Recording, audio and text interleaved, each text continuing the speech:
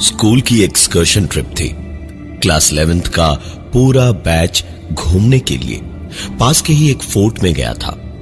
रात को वहीं कैंपिंग भी होनी थी और अगली शाम वापसी। सारे बच्चे नाचने गाने में बिजी रहे थे, लेकिन गोपाल, तुषार और सुशांत तीनों के दिमाग में कुछ और ही चल रहा था। रात हुई, डिनर हुआ और ठीक 10 बजे सब सोने को अपने अपने टेंट में चले गए। गोपाल, तुषार और सुशांत को एक ही टेंट दिया भी गया था कि उन पर नजर रखने में आसानी हो। तीनों पूरे स्कूल के सबसे शैतान लड़कों में से एक थे। तीनों ने मौका देखा और तकरीबन 12 बजे हल्के हल्के कोहरे में टेंट से एक के बाद एक बाहर निकले और सीधे छुपते छुपाते भागते हुए फोर्ट के अंदर पहुंचे।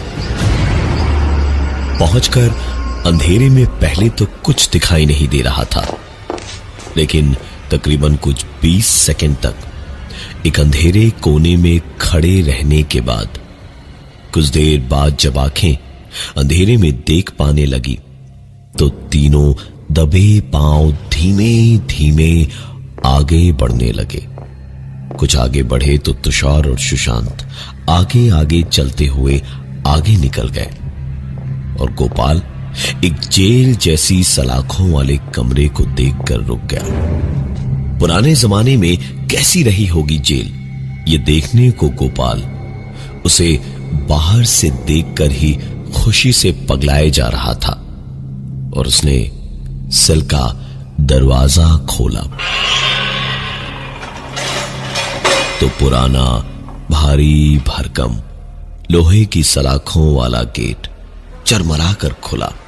बड़े बड़े पत्थरों वाला उस बर्फ जैसे ठंडे कमरे में गोपाल अंदर गया और अंदर जाते ही पीछे से गेट अपने आप बंद हो गया। गोपाल गेट की ओर दौड़ा उसे खोलने के लिए और काफी कोशिश के बाद भी जब दरवाजा नहीं खुला तो गोपाल लगा चिल्लाने, तुषार, सुशांत, मजाक बंद करो, बस करो यार, खोलो ये गेट, अब अंदर बहुत ठंड लग रही है यार। गोपाल बोल ही रहा था जब एकदम से अचानक ही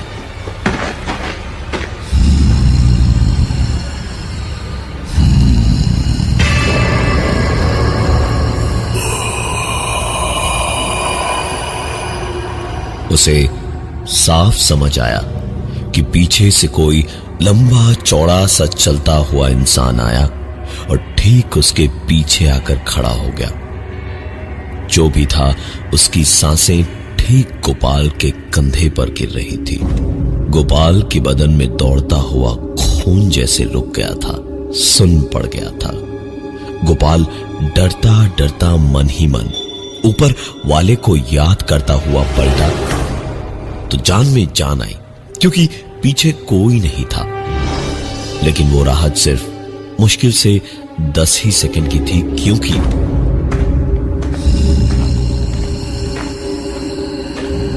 जो कुछ भी था वो दूर सेल के एक कोने में चला गया। गोपाल एक बार फिर पूरी हिम्मत जुटाकर दरवाजे को खोलने की कोशिश करता हुआ चिल्लाने लगा, तुषार, सुशांत भाई, प्लीज मजाक बंद करो यार, तुम दोनों भाई, दरवाजा खोलो प्लीज, निकालो मुझे यहां से।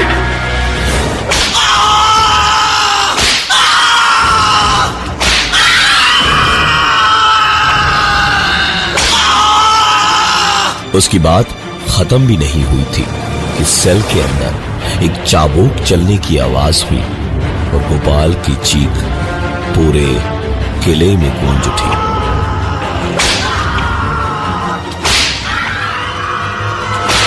चाबुक चलती जा रही थी और गोपाल की चीखों से पूरा किला रात के सन्नाटे में अब कांप रहा था।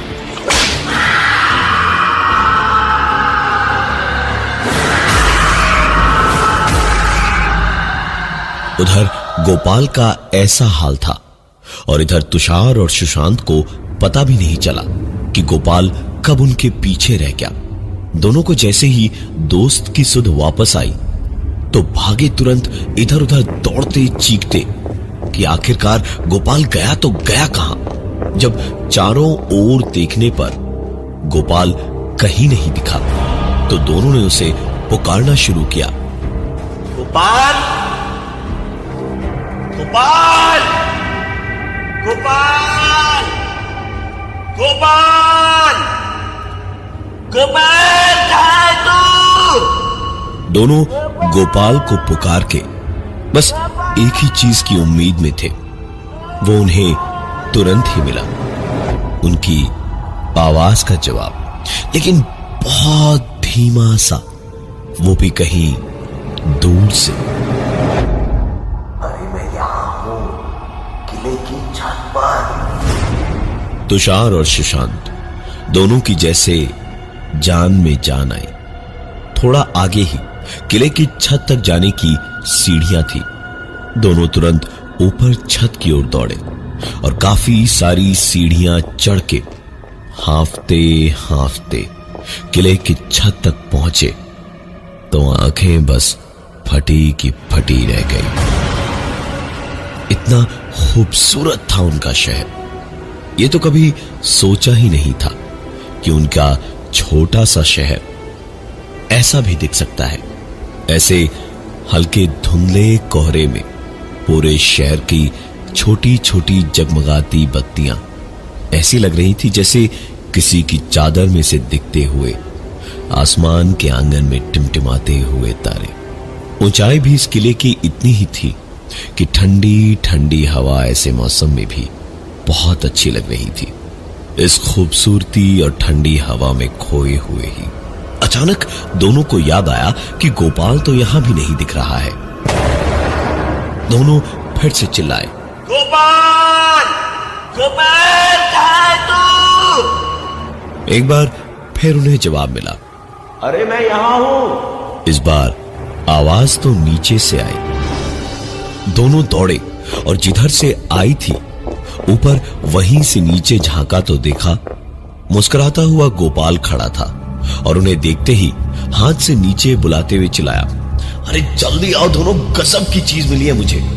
दोनों सीढ़ियों से नीचे बिजली की तरह उतरे और माहौल ऐसा था कि लग रहा था ऊपर से नीचे सिर्फ वो दोनों नहीं आ रहे थे बल्कि पीछे और भी कोई था।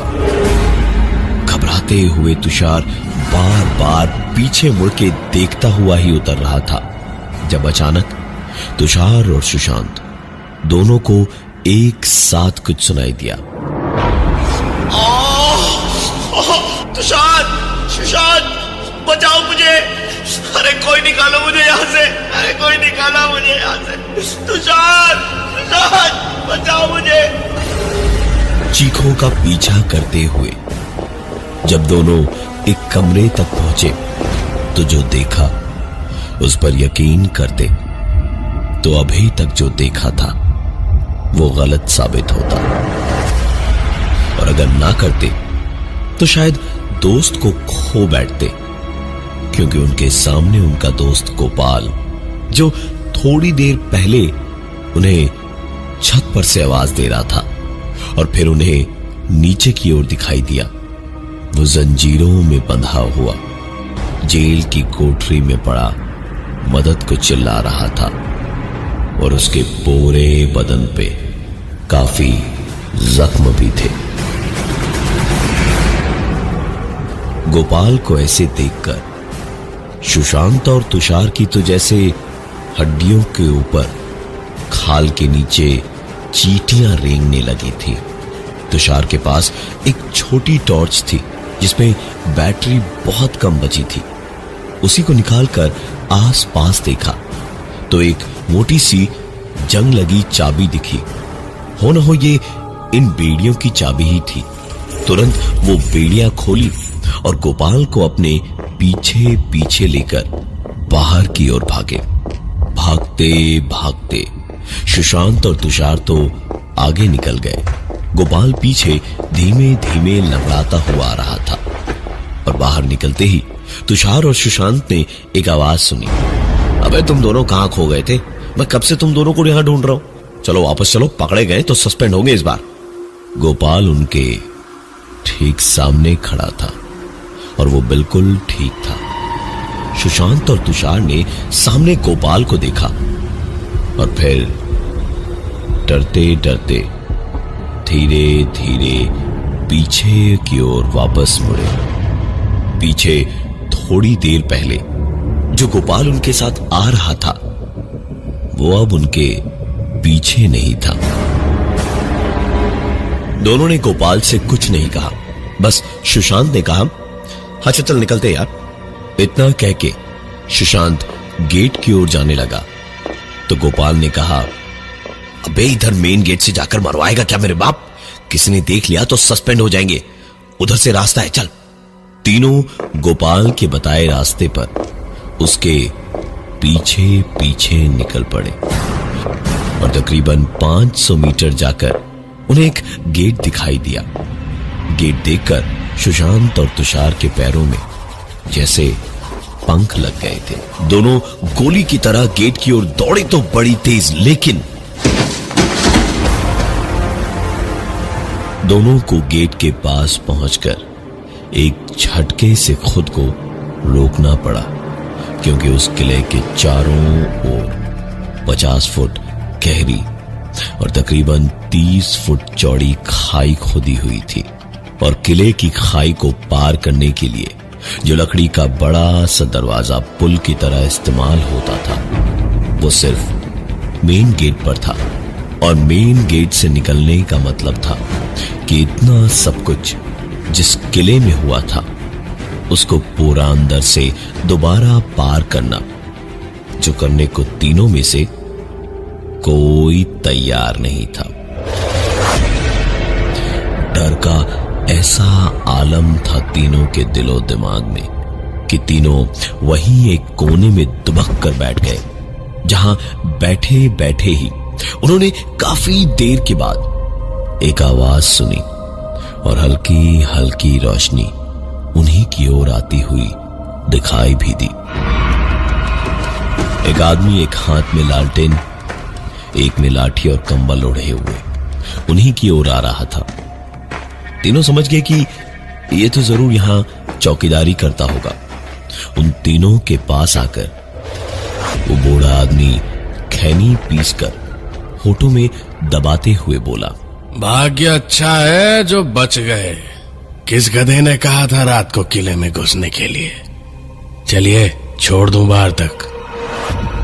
तीनों के बदन में जैसे जान लौट आई थी। किसी सांप की तरह उस आदमी की बातों की बीन पर नाचते हुए उसके पीछे पीछे तीनों चल दिए। उस आदमी ने कुछ आगे चलकर कहा, यहाँ एक कोठरी है, लोग घूमने आते हैं। कई लोग अचानक खो जाते हैं, कुछ मिलते हैं, लेकिन जो भी इस कोठरी में जंजीरों में बंधा मिलता है उसकी मौत कोई रोक ना पाया। तीनों इस वक्त उसी जेल की कोठरी के सामने खड़े थे जहां गोपाल जंजीरों से बंधा थोड़ी देर पहले मिला था, और अभी भी झांक के देखा तो गोपाल अंदर बेहोश पड़ा था।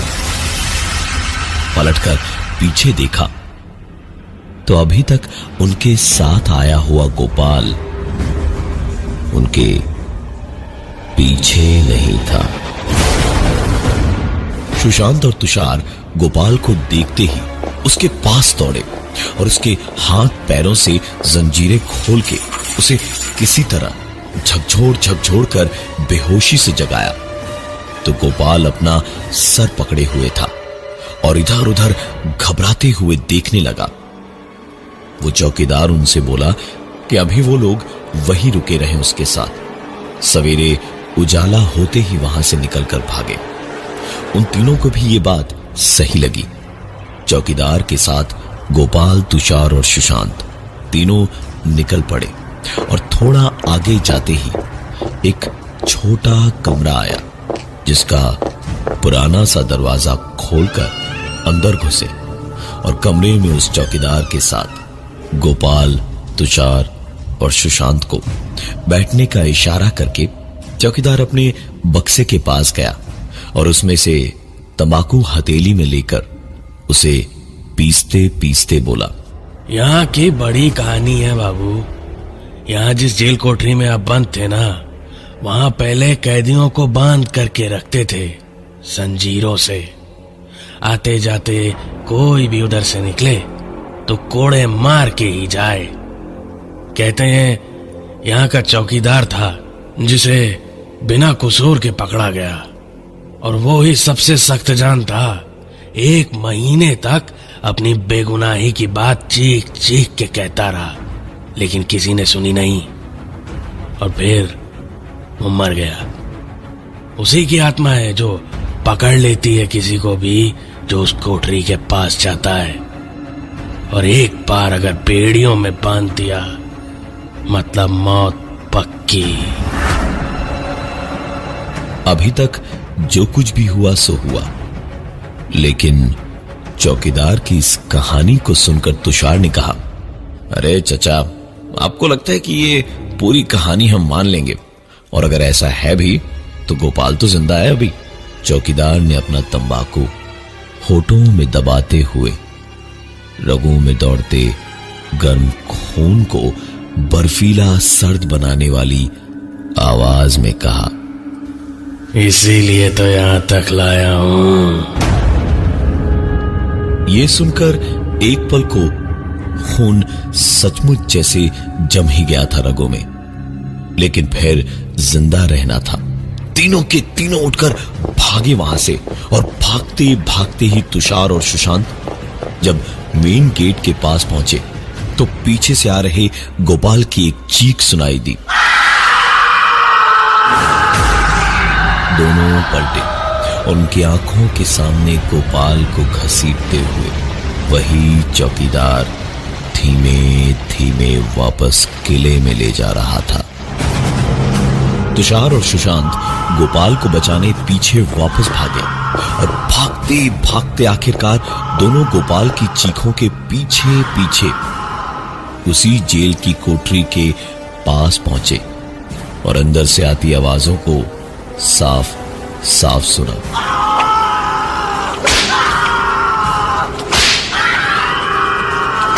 दोनों चाहकर गोपाल को बचाने की हिम्मत नहीं कर पा रहे थे।